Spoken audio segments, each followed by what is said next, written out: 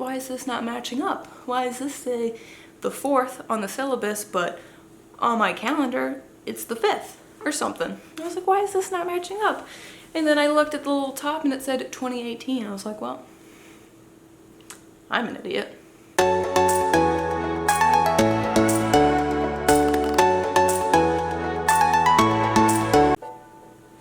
Hey guys, welcome back to another video.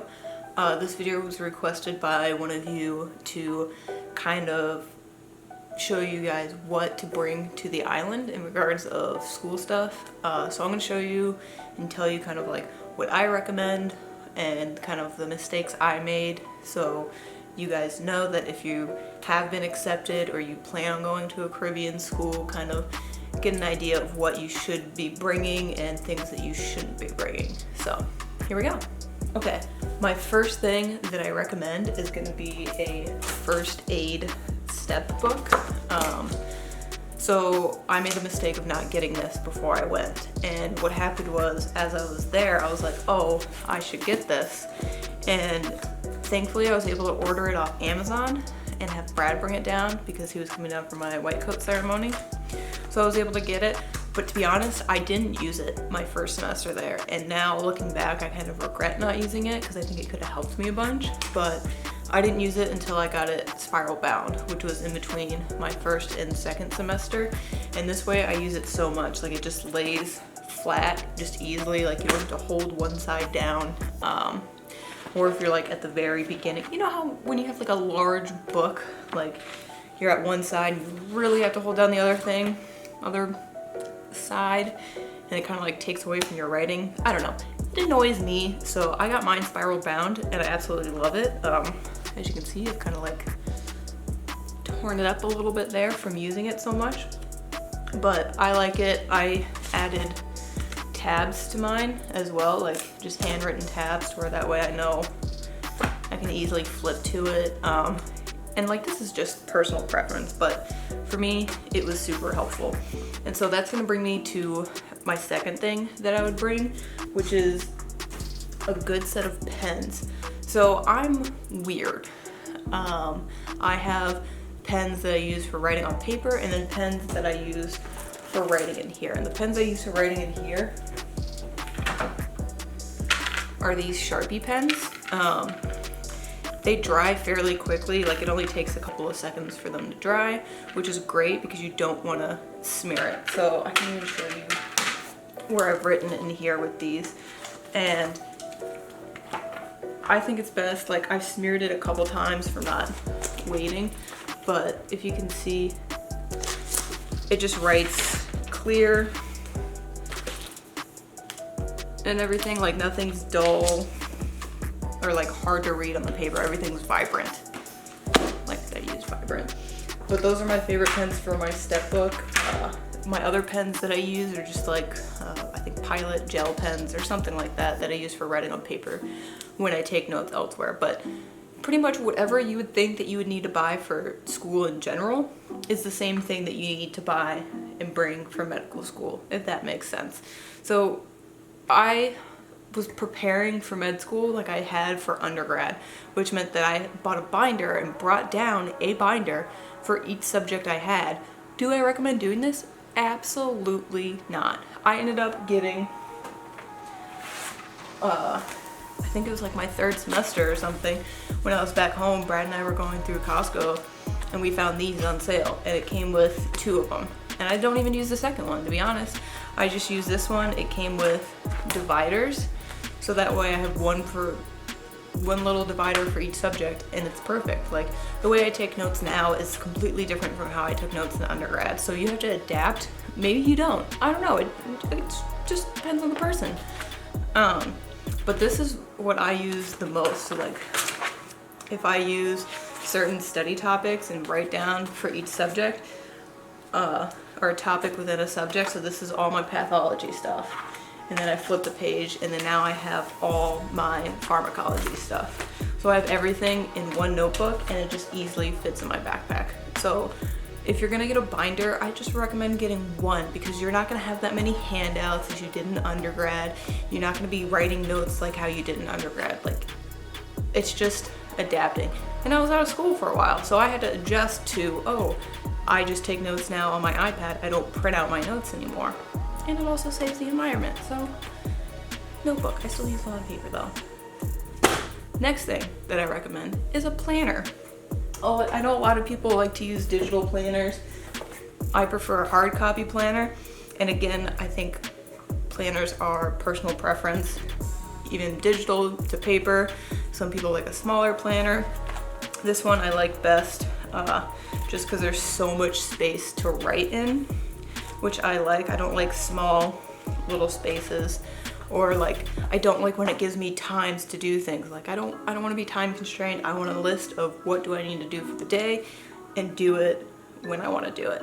So sometimes I like to be like, okay, I'm gonna do this at this time, but for my planner, I just like to have a bullet of what do I need to get done in a day. Easy, simple. I got this one for Target, from Target. I got this from Target. I will say, be aware of the year. So that says 2020, which is what we're in. I bought a planner for 2018 in the middle of 2019, and I got it and I was like, ooh, all excited, got to school, got to my apartment, was like, okay, here, new semester, I'm gonna plan out quizzes, gonna plan out exams, everything. And I was like, why is this not matching up? Why is this say the 4th on the syllabus, but on my calendar, it's the 5th or something? And I was like, why is this not matching up? And then I looked at the little top and it said 2018. I was like, well, I'm an idiot. But you know what? New year, can't wait for 2021 because wow, 2020 is a show. Moving on. So if you are a incoming student into UMHS, the book that I highly recommend that you get, and I wasn't the best in anatomy, but this book saved my life. It's the Gray's Review book, and it's just all questions from every topic, bunch of questions.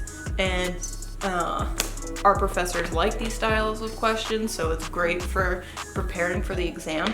Now, if you don't want to buy the book, students have PDF versions that they share.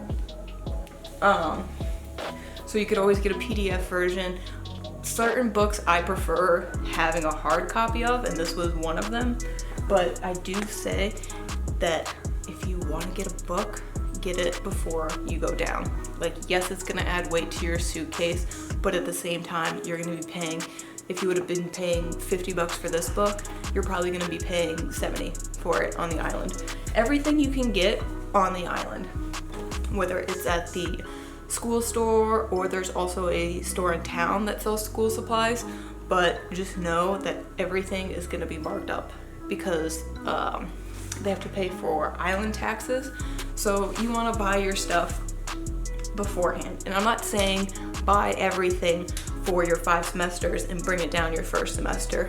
Absolutely not. Bring what you think you're gonna need. Worst case, you buy it. Worst case, if you don't use it, you just bring it back with you and you know, okay, I don't need this. So it's kind of trial and error. I learned along the ways, like again, I said I had 3 or 4 binders for each subject and I just didn't use them. So I had to like bring them back. And so it's just figuring out what's gonna work best for you. These are just the things that I recommend. These are what I used to study. Like half these books right here, didn't even use. Would love to sell them on Amazon or something, but it's just personal preference. So again, going off that is paper.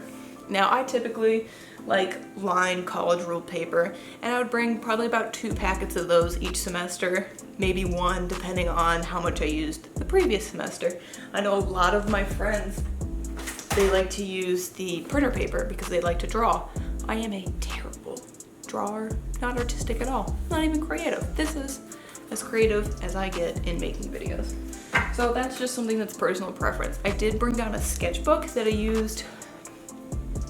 I probably used it about 5 times, but it's just up to you. Again, you can always buy it. You can always buy something down there, but it's cheaper to just bring it down. Understandably, your first semester, bringing stuff down, it's kind of, you're bringing all your clothes and everything, so you're already limited on what you're bringing down. If someone's coming down with you, like I flew down on my own, just by myself, and Brad flew down, I think it was about 2 weeks later for my white coat ceremony. My parents flew down too, so my parents were like, if you want us to bring anything, let us know. So I had kind of like wiggle room there in bringing stuff down, which is how I got my step book down. So it just depends. If you have someone coming down with you, they don't need as much luggage space as you do. But in doing so, remember, you'll have to fly back eventually. And throughout the semesters, if I didn't wear any clothes, I brought them back. If I didn't use something, brought it back. Because I was like, I know when I'm graduating the island, I guess I'll say, or done with the island, I'm gonna have to bring some stuff back. And it's either I throw it away, I try to sell it, or I'm overweight and I have to pay. So, not me overweight, my suitcase overweight. Let's just clarify that. Okay, lastly, the other thing I recommend is bring sticky notes. I love using sticky notes. Or note cards. Now, I will say note cards, you can forget about them. You don't even need them.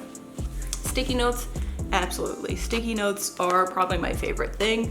I put sticky notes in my step book. I put sticky notes in my notebook. I put sticky notes even on the wall. Put them everywhere just because they're easy for me. Note cards, I never knew about Anki until I got to medical school. Now Anki, you can download different cards that have already been pre-made by other people. Like there's Anki King, Lightning, a couple other ones that you can download, and people use them all the time. I'm getting more into using those than I have before, and I kind of wish I would have used them beforehand.